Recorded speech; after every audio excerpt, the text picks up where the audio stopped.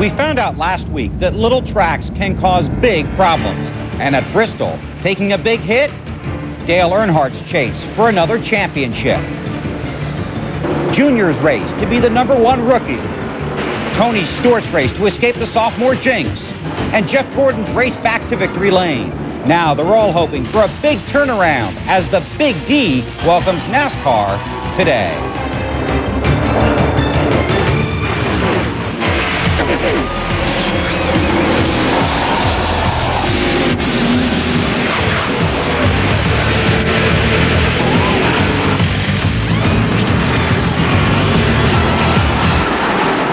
In 3 short years, the mile-and-a-half Texas Motor Speedway has earned the reputation as a brutal place.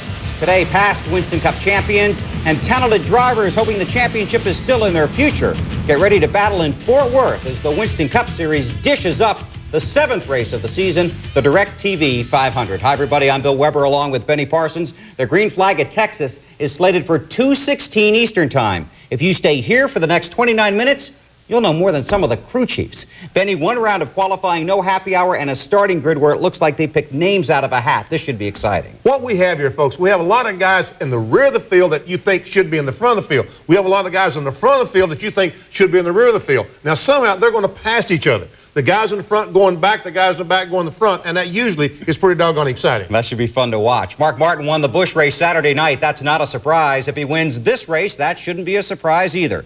His 16th place finish last week was his first finish this year worse than 9th. As for teammate Jeff Burton, his motto remains the same. It's not where you start, it's where you finish. Burton starts 37th. But those 2 guys have both finished first at Texas. Here's their story with Ray Dunlap. The first 3 races here at Texas Motor Speedway have had different winners: Terry Labonte, Jeff Burton, and Mark Martin. Now, last night, Mark Martin won the Busch Series race here, and he's now 4 wins and 7 starts at this track. The Roush cars are usually good at this kind of a racetrack, but they're especially good at Texas Motor Speedway. I'm just happy with our race team. I hope that we can, keep it going that way. We've got off to a good start this year, and we've had a few ups and downs. Hopefully, over a period of time, we'll get the hang of the nuances in the tires and other things that have had us just one little notch off a base. What would make me happy is to win. What would make me content is a good, strong top 5 finish. If our car is good enough, we will be in position to win the race, providing we don't get in a wreck or have mechanical problems, if our car is good enough. And if you're running 5th with 100 to go, it didn't matter where you started. It doesn't mean anything. It only matters where you're running at the right time. With only 3 prior races here at Texas, and 2 of those beginning with big crashes, there are still some unknowns for many teams. But when it comes to racing on this type of a layout, there are drivers that become clear favorites. I think that we have as good a chance as anybody here to win this race. I realize that Terry Labonte and Bobby Labonte are probably the favorites. Mark Martin runs awful well here, and Jeff Burton will run good. Dale Earnhardt and Mike Skinner, I could go down the list of a lot of people that are going to run good, but I feel like that we're in that category and we have a really good chance. Even if you run good here before, doesn't mean there's a guarantee you're going to run good again, but you still have in the back of your mind you think you still can. So you go out there and you have all the confidence in the world that you're going to be good at it, but you just got to work pretty hard at it because everybody else is doing the same thing. Well, I think our expectations are that we want to go out and we want to win. We want to, consistently be in the top 10 and consistently be in the top 5 and get into the winner's circle when it's our day. It's going to happen. And I'm really amazed that we're 10th in points right now with everything we've done this year. So I see us definitely on the uphill climb. Jeff Gordon has a long climb back to the peak. This team's gone 11 races without a top 5 finish, and their 4th championship may already be slipping away. Dale Jarrett needs to make a move in the points. He finds himself 118 out of 1st. But, Bill, that could be an awfully tough task today, knowing how well the Labonte brothers run here at Texas. Thanks, Ray. Here's a look at the top 25. Terry Labonte will be by later to explain how he got the pole. All rookies in row 2. Dale Jarrett rolls off 5th. Mark starts 10th. The point leader is 14th. Earnhardt Jr. is 17th. Rusty Wallace off the win last week is 19th. He finished 4th at Texas last year. Ricky Rudd has his best starting spot since he won the pole at Vegas. He should run well today. Brett Bodine rounds out the top 25. Texas can be a tough track. Ask the 5 guys that missed the race. You don't just make laps at this place, you run them. At Texas, lessons are learned and the wins are earned. Experience means a lot. Here's Matt Yoakum. Dale Earnhardt and Ward Burton have found good karma and success in 2000. Earnhardt's Atlanta victory returned his intimidating mystique, while Burton's Darlington win reaffirmed his status a Whitley contender. Both have raced well at Texas. Friday, the 22 team bounced back from a practice crash by qualifying a backup with no laps on it, a shocking 9th. We're still really excited about this event for us. Messed up and got in the wall Friday, but bounced right back with no practice, qualified in top 10, and that just shows what kind of team I got right there. Well, every time we go to a racetrack this year, we ran good, except maybe Daytona and with the draft, and just feel good about our race cars, our team, and the momentum is a big thing about it. And these guys are all pumped up about working and doing a better job, and they just keep doing what it takes to win or try to win. And it's a brand new car we have here at Texas. We had a great car at Atlanta, but it's in the truck for a backup, and that makes you feel good to have a car that's won races as a backup. So we're going to be in good shape this year. 3 races ago in Atlanta, a trio of drivers had strong showings, but with mixed results.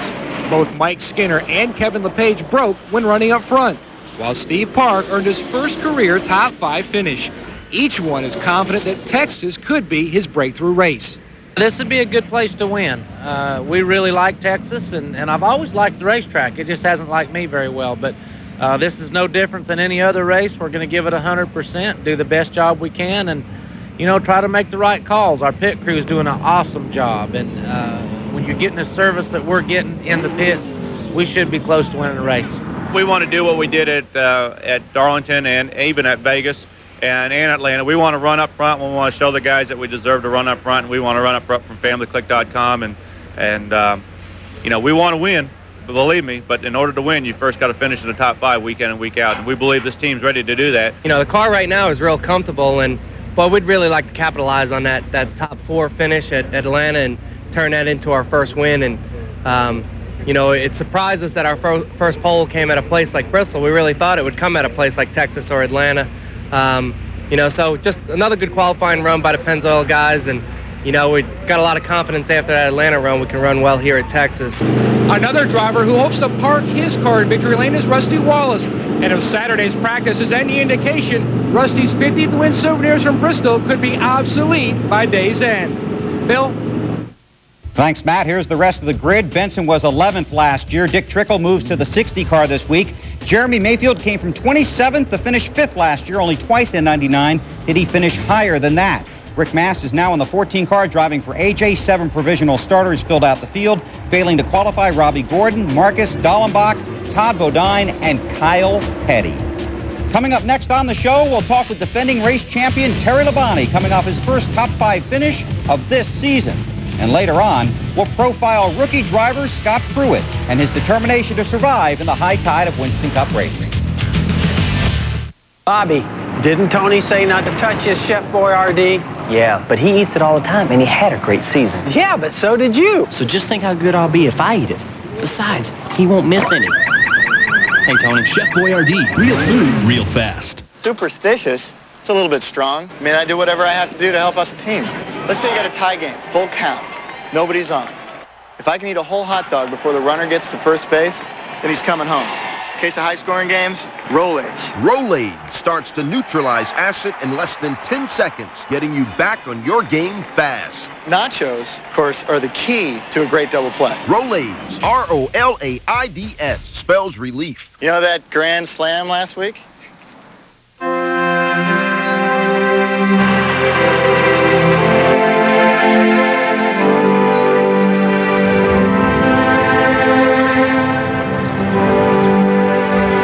What are you thinking, Arnie? Vigoro. Arnold Palmer's Bay Hill Club uses the high-performance technology of Ultra Vigoro lawn fertilizer. It greens in 72 hours and lasts up to 3 months. If it's good enough for Arnie's lawn, just imagine what it will do for yours. Buy it at the Home Depot. Americans love their high-performance Briggs & Stratton engines. That's why just about every neighborhood in America is a Briggs & Stratton neighborhood. Briggs & Stratton, the power that works for you. Cloaked in mystery. Eagerly anticipated. It's been analyzed and scrutinized by some of the finest minds in the business. But it all began with a simple truth. If the bread tastes better, The sandwich will too. Ultimately, it received the hearty approval of one and all, including you, the customer. It's the new bread at Subway. It's beautiful. Thank you. Baked fresh daily. Try it on your favorite sandwich. Subway, the way a sandwich should be. Welcome back. The top 3 in points are just 44 points apart. The top 10 of the Winston Cup point standings are separated by 223 points. It's 112 points from 10th place Jeff Gordon to 20th place Steve Park. Terry Labonte is 9th in points. He comes in off the 5th place finish at Bristol. And 2 more little things. He's the defending race champion, and he won the pole with a new track record on Friday. Terry joins us from the track. First of all, Terry, congratulations. That was a great lap on Friday. Well, thank you. Yeah, it was, our car was awful good, and I didn't know where we'd stack up in qualifying, but we had a good run there and came out on top. I guess there's no place like home. Last week it was rusty at Bristol. This week you at Texas. Well, I like the track down here in Texas. You know, we had a good run here last year, and we started off good with our qualifying run.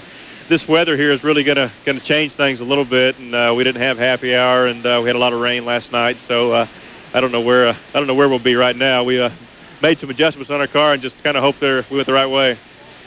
Terry, for the last year, it's kind of been a struggle getting the Kellogg's Chevrolet up front. After the 5th place run last week at Bristol and now the pole at Texas, can you take that and build and continue on the rest of the season? Well, Benny, I tell you what, I really felt like all year long that we've gotten better every week, and I think this kind of showed it. You know, our first top 5 last week at Bristol, we came down here, and first pole we won in a few years. So I really think our team is coming together. Everybody's doing a great job, and you know, I hope that we can just continue on and keep building and keep getting better and move up in the point standings.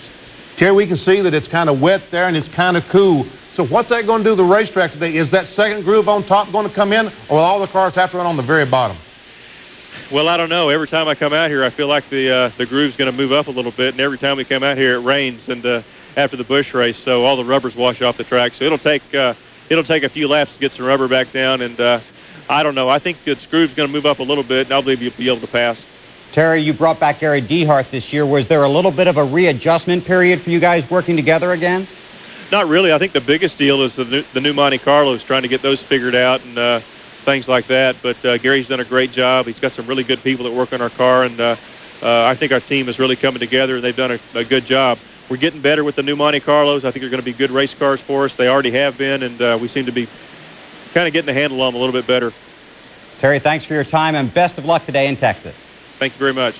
Terry Labonte has 21 Winston Cup wins. 9 of the top 25 qualifiers have never won a Winston Cup race.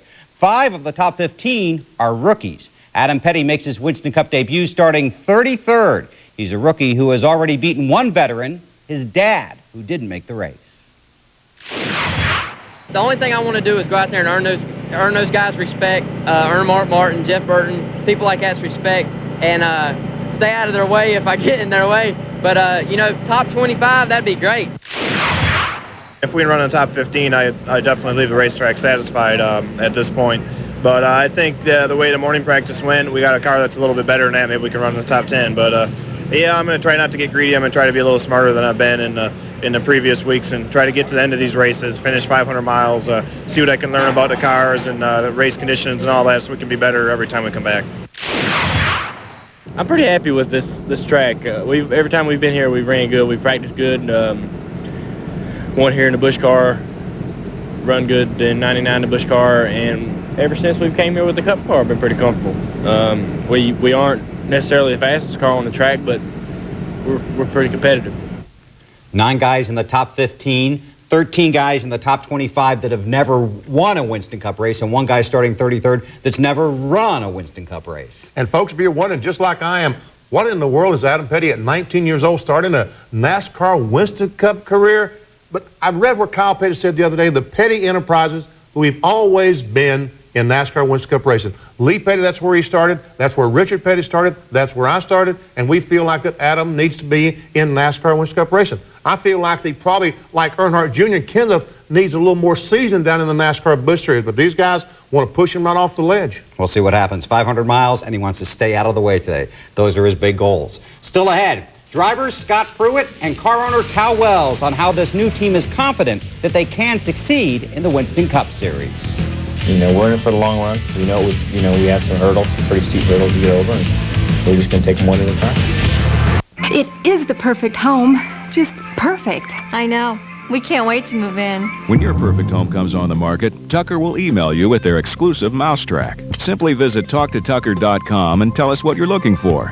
As homes come on the market, you'll be contacted at the speed of email. It's just perfect. We know. Talktotucker.com and Tucker talks back with the perfect homes as they hit the market with Mousetrack, the new way to use your mouse to find a house. No mouse, no problem. Call 639-1234. Do we look like sisters? In a way, we are. Because like sisters, we care about each other enough to spend time together, to talk, to laugh. Big Sisters matches volunteer women with girls needing the guidance, encouragement, and friendship of an adult. Matches meet a couple of times a month for a movie, to run errands, or just to talk. Everything sisters do. Call Big Sisters today, because it only takes a little time to make a big difference. Tonight on ESPN at 7, a Final Four special. At 8:30, the Women's Championship special. And at 9, it's the Women's Championship game, Tennessee versus Connecticut. On ESPN2 at 6:30, Baseball Tonight. At 7:30, the Canadians skate with the Red Wings. And at 10:30, RPM Tonight. And on ESPN Classic, Classic Madness takes you to 3 heart-stopping NCAA title games from the 1980s. Do you have all the ESPN networks? You know, Robert Yates, Todd Parrott, the whole 88 team, they're not just people I work with, they're like family to me.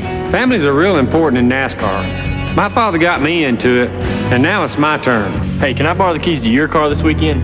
No. Families are great support, but I compete with my brother. So do the Burtons, the Wallaces, we all want to win. Hey, look, I love my brothers, but I'm not going to let them pass me on Sunday.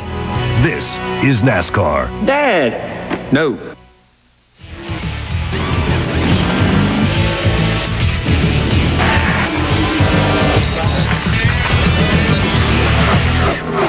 Okay, this is when we get out the paper and pen so we can add to our notebooks for today's race and future races. Time for BP's Keys, so stand by the effects and cue Benny.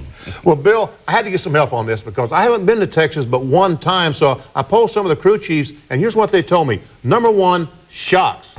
Getting through the corners, shocks are important. Number 2, getting through the corners. The corner setup is critical, and with the kind of type of cars they told me they were taking, I think the weather will be a key today. And shocks.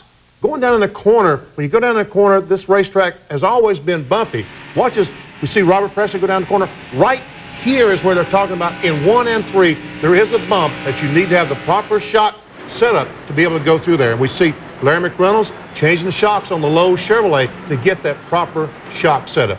And those in-car cameras work so well, sometimes it's hard to see that bump. The second thing, getting through the corner with a corner setup. I mean, and any racetrack that is so important, but at Texas, it's a very fast racetrack. But in the middle of the corner, if you got to go down there and you have to play with the throttle, and you can't just watch Rusty Wallace. He goes in the corner on the outside of Dale Jarrett.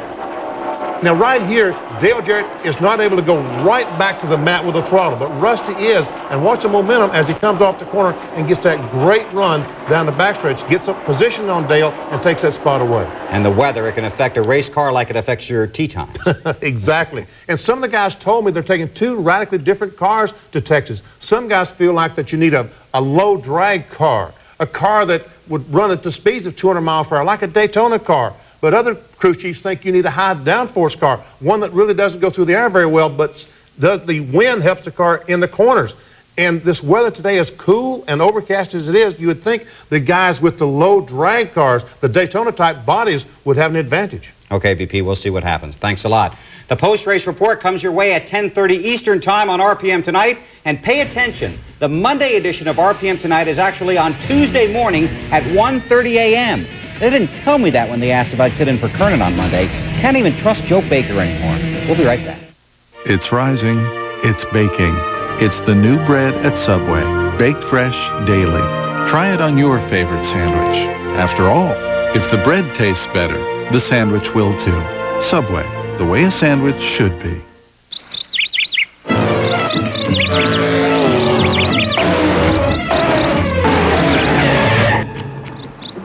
You missed a spot. Presenting The Day at the Gordons, where racing champion Jeff Gordon and his wife Brooke eat new Fritos chili and scoops. A hearty cup of chili and loads of Fritos corn chips. It's fast.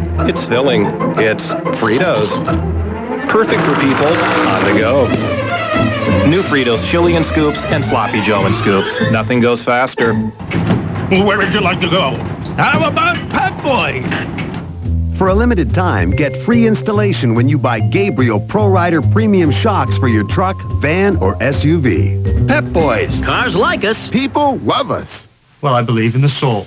The small of a woman's back, the hanging curveball, high fiber, good scotch. I believe that Lee Harvey Oswald acted alone. I believe there should be a constitutional amendment outlawing AstroTurf and a designated hitter. I believe in the sweet spot, and I believe in long, slow, deep, soft, wet kisses that last 3 days. Good night. Oh, my. Baseball Tonight, every night at 10 and midnight on ESPN. Winston Cup point leader Bobby Labonte, 6th last week at Bristol, tying his career best at that track. At Texas, he finished 8th in 1998, and twice he has finished 3rd. Scott Pruett will start 3rd today. The key word there is start. Pruett drives a bright car and hopes to have a bright future in the Winston Cup Series. Right now, the goal is not to win races, it's simply to make races. Certainly, this new team has struggled since the start of the season, but Pruett is a stand-up guy who plans to face his problems sitting down. In his racing career, Scott Pruett has tried a variety of different seats. And he has been successful in all of them. This year, at the age of 40, Pruett is trying a new seat in a new series where the change has been rough and the competition has been tough. To most, it would seem Scott has walked into an overwhelming challenge. To Pruett, it is a welcome challenge, the fulfillment of a professional dream that has bordered on becoming a nightmare. But Scott knew what was waiting down the road.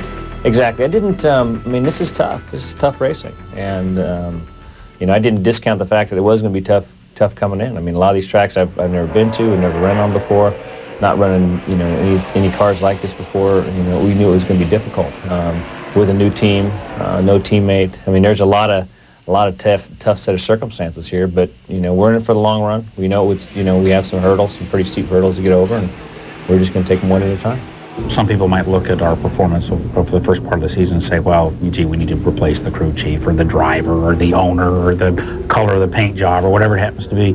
And ultimately what we need to do is just more clearly understand our challenges and where we're weak. We have a rookie guy who's never seen this place, rookie car owner, some experienced people on the team. But again, they're guys that are learning how to work with someone who has never driven before. Most of them have worked with veterans of one level or another. So it's going to take a day or two to sort that out. In the first 6 races, Pruett failed to qualify for Rockingham, Darlington, and Bristol, 3 of the most aggravating classes in his crash course on Winston Cup racing. There's a couple of those tracks that are, you know, they're a rhythm place, they're an experienced place. You don't get a lot of time as a new driver because, you know, the set of sticker tires is only good for, you know, a couple laps, and then they drop off half a second, and then they drop off more after that. So it's one of those things that's difficult, and you have to do a lot of perceiving exactly where you want your car. Pruett debuted with solid runs in Daytona, 15th in the Busch race and 19th in the 500. But since then, he has made just 2 races, Las Vegas and Atlanta, and completed a total of just 320 laps. That's not much time to learn the tracks or learn the car. Telling them what I'm feeling with the car is not the problem. It's a matter of, you know, helping lead them in what it is to fix it, you know. You know, being in Indy cars for 10, 11 years, you know, had a good idea what area to focus on. Was it spring? Was it shock? Was it bar? Was it roll center? You know, camber, caster. You know, I can give them some ideas of which way to focus, and here I don't. You know, I can't, you know, and when we're kind of not on the mark where we want to be, it's difficult to say what we need to get there. I can tell them what the car is doing and what I'm feeling that I'm doing with the car, but trying to figure out which way is the best way to fix it, I can't give them that information. That's just something that comes with experience. It's going to take a while for everything to come together the way I'd like it to, and I've got the patience to do that. Both Ty and McDonald's do. They understood going in that we were going to bring a lot of very positive assets with Scott and with the team and all the noise about what we were doing. But we weren't necessarily going to bring on-track performance right away. Allenser Jr. and Scott Pruett come to the line, and Pruett's got him. Scott Pruett takes the win. Scott Pruett has been climbing the racing ladder of success since his first professional win in 1985. Now he's trying to win another race against the competition and against the calendar. He turned 40 last weekend, young for a driver, old for a rookie. That combination of age and adrenaline can be a volatile mixture or motivating fuel. It's the nature of who we are, is to achieve, is to be competitive, is to, win races and run up the front. And so when you're not doing that, it doesn't make any difference if you're 25, 35, 45. I mean, that's the pressure of performing is always there. Now you may not have as much pressure when you're 22, 23 because you have a lot of years left. But most certainly at this level and getting to this level, I think that a lot of guys are on the same page as far as there is a lot of pressure. Period. No matter how old you are. Well, those guys are working hard, but Benny, it is going to be very tough. I tell you what Scott Pruett has chosen to do is almost impossible. He's 40 years old, as he mentioned. His career, all of his career has been in open-wheel cars, lighter, big wide tires. He jumps off into heavy stock cars with an 11-inch tire. If he's able to pull this off, he will get one huge attaboy from me. And he'll deserve it. A big challenging future for those two, but there are some changes in the future for everyone else, perhaps. Back to the track. Ray, what about it? Hey, Bill, when you draw a line from the rear tire of a Winston Cup car straight in the air and you measure from the windshield back to that line, that tells you exactly where the body is placed on the chassis. And it can be between 57 and 65 inches. That's a big variable. Guys in the garage are afraid that NASCAR may standardize this, and that takes away their ability to work on these race cars. Ray, this morning in the drivers' meeting, VP and COO Mike Helton of NASCAR announced starting next week at Martinsville, there will be a policy concerning tires left on pit road. Now, starting next week, from the middle of the pit box to the outer edge, if you leave your tires, it will be penalized with a stop and go. After that, they will start looking at 1 and 2 lap penalties. A number of teams applaud this. A number of teams have expected something like this to come down, so they've been practicing bringing their tires from the right side back across the wall. Bill? Wow, we'll watch for that next week. Thanks for all your hard work, guys, and thanks for the long hours on Saturday, too. Before this race starts, this note to the people of Fort Worth. Race fans everywhere want you to know we share your grief and your loss following this week's tornado. We cannot erase your tragic past, but when you need us, we will help you rebuild for your future. Good luck. We'll be right back. Gave proof through the night that our flag was still there. Oh, say does that star-spangled banner yet wave o'er the land of the free and the home of the